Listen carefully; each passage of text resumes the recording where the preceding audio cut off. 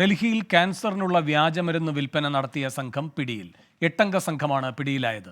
3.5 കോടി വില വരുന്ന മരുന്നുകൾ പിടിച്ചെടുത്തു. നിതിൻ അംബുജൻ ഡൽഹിയിൽ നിന്ന് ചേരുന്നു കൂടുതൽ വിവരങ്ങളുമായി.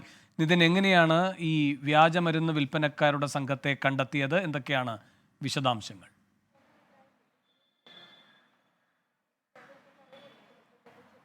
വേണു, ക്യാൻസർ ആശുപത്രിയിലെ 2 ജീവനക്കാർ ഉൾപ്പെടെ 8 പേരാണ് അറസ്റ്റിലായിരിക്കുന്നത്.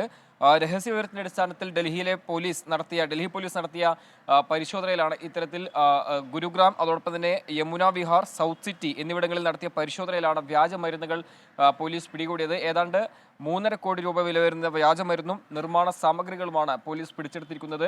ഡൽഹിയിലെ ഈ മോത്തി നഗർ അടക്കമുള്ള സ്ഥലങ്ങളിൽ, ഗുരുഗ്രാം അടക്കമുള്ള സ്ഥലങ്ങളിലെ ഫ്ളാറ്റുകൾ കേന്ദ്രീകരിച്ചായിരുന്നു വ്യാജമരുന്നിന്റെ നിർമ്മാണം, അതോടൊപ്പം തന്നെ നിർമ്മാണം അടക്കമുള്ള കാര്യങ്ങളാണ് ഇപ്പോൾ പോലീസ് അറിയിച്ചിരിക്കുന്നത്. എന്തായാലും കൂടുതൽ പരിശോധനകൾ വേണമെന്നും പോലീസ് വ്യക്തമാക്കിയിട്ടുണ്ട്. മാത്രമല്ല, അറസ്റ്റിലായവരെ ഇപ്പോൾ പോലീസ് വിശദമായി ചോദ്യം ചെയ്തു വരികയാണ്. ഇതിൽ പ്രധാനപ്പെട്ട കാര്യം, ക്യാൻസർ ആശുപത്രിയിലെ ജീവനക്കാർ ഉൾപ്പെടെയുള്ളവരാണ് ഇപ്പോൾ അറസ്റ്റിലായിരിക്കുന്നത്. വേണു, ശരി, നിതിൻ അംബുജനാണ് ഡൽഹിയിൽ നിന്ന് വിവരങ്ങൾ നൽകിയത്.